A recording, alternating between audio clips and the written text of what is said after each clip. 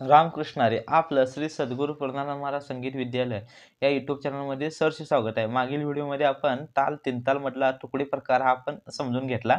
Okay. तर आज आपण तीन मधलाच किस्म हा प्रकार समजून घेणार आहे. तर किस्म म्हणजे काय?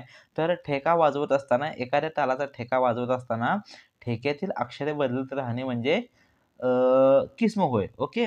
तर किस्म म्हणजे मी अनेकदा रिपीट करतो. ठेका वाजवत असताना ठेक्यातील अक्षरे बदलत राहणे म्हणजे किस्म होय. जे विद्यार्थी परीक्षेला आहेत त्यांच्याकरता ही व्याख्या खूप महत्त्वाची आहे. कारण किस्म, तुकडे, मुकडे, तिहाई हे सर्व व्याख्या ते परीक्षक काय करतात विचारत असतात. त्यावेळेला आपल्याला ही व्याख्या सांगता आल्या पाहिजेत.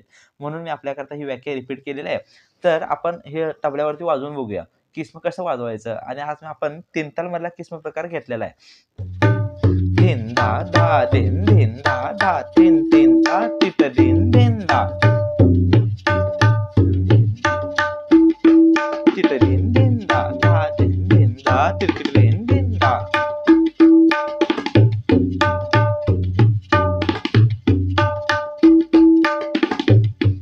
ओके. मी 2 प्रकार आपल्यासमोर वाजवून दाखवलेले आहेत. जर व्हिडिओ आवडल्यास नक्की लाईक करा, शेअर करा आणि जर चॅनलवर नवीन असाल तर सबस्क्राईब करायला विसरू नका. धन्यवाद. रामकृष्ण हरी.